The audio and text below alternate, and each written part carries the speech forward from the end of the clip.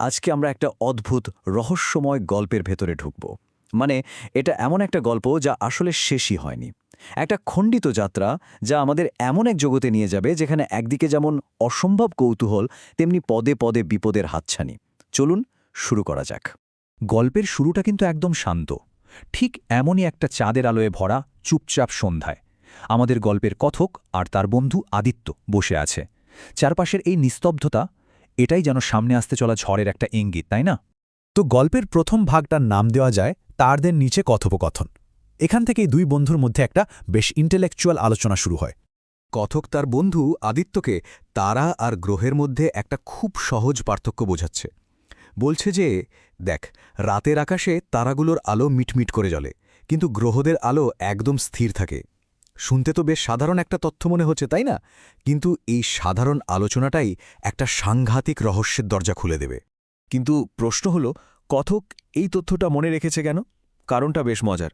সে আসলে ভাবছে যে আরে, এই জ্ঞানটা তো এসএসসি বা টেটের মতো কোনো কম্পিটিটিভ পরীক্ষায় কাজে লেগেও যেতে পারে। মানে বোঝাই যাচ্ছে সে বেশ পড়ুয়া আর প্র্যাকটিক্যাল একটা ছেলে। আর এবার আমরা আসছি গল্পের দ্বিতীয় পর্বে, এক অদ্ভুত অনুরোধ। শান্ত আলোচনা চলছিল, কিন্তু ঠিক এখান থেকেই গল্পটা হঠাৎ করে একটা অন্ধকার রহস্যময় দিকে মোড় নেয়। আদিত্যের এই একটা প্রশ্ন, ব্যাস রাতের সব নিস্তব্ধতা যেন এক মুহূর্তে ভেঙে গেল। তারা গ্রহের আলোচনা থেকে বিষয়টা হুট করে চলে গেল প্যারানর্মাল ইনভেস্টিগেশনে। এখান থেকেই কিন্তু গল্পের আসল রহস্য দানা বাঁধতে শুরু করে। আদিত্য কিন্তু কোনোরকম ভনিতা করে না, একদম সোজা সাপটা। সে পরিষ্কার বলে যে সে এই অলৌকিক জগতের সরাসরি অভিজ্ঞতা পেতে চায়, আর তাই সে কথকের পরের ইনভেস্টিগেশনে ওর সঙ্গী হতে চায়। কথক অবশ্য জানায় যে সে একটা কেস নিয়ে কাজ করছে, কিন্তু তেমন কোনো প্রমাণ এখনও হাতে পায়নি। মানে আদিত্যের এই সাহস আর কৌতূহলটা কথকের বাস্তববাদী স্বভাবের ঠিক উল্টো।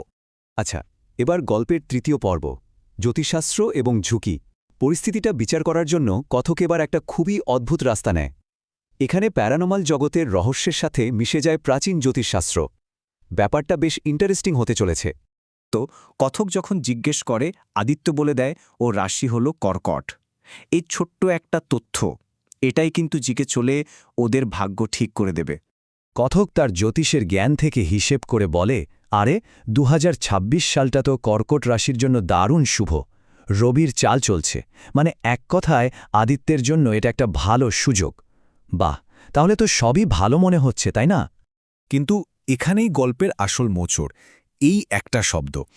এটাই যেন সব আশা, সব উত্তেজনার মধ্যে একটা কালো মেঘ নিয়ে চলে আসে। আর এখানেই আসল ঝুঁকিটা। কথক আদিত্যকে সাবধান করে দেয়, বলে যে হ্যাঁ, সুযোগ তো আছে, কিন্তু তোর রাশি অনুযায়ী তোর ওপর অশুভ শক্তির প্রভাব পড়ার বা সোজা কথায় পজেসড হওয়ার সম্ভাবনাটা অন্যদের চেয়ে অনেক বেশি। কিন্তু আদিত্য কি এতে ভয় পায়? না, একদমই না। বরং সে যেন আরও জেদি হয়ে ওঠে।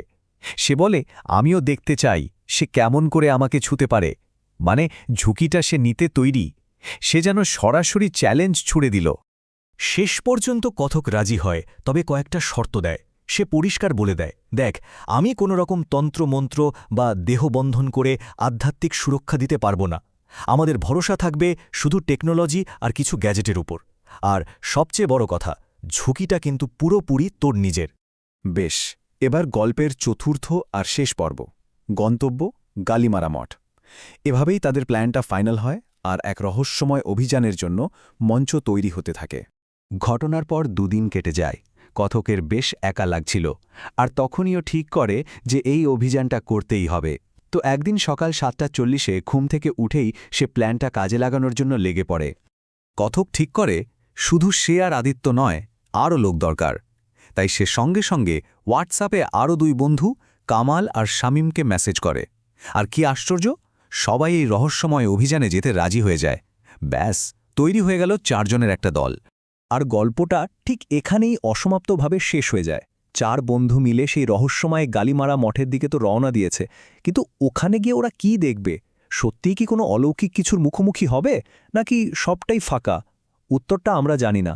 আর এই না জানাটাই হয়তো এই অসমাপ্ত গল্পটাকে আরও বেশি আকর্ষণীয় করে তুলেছে।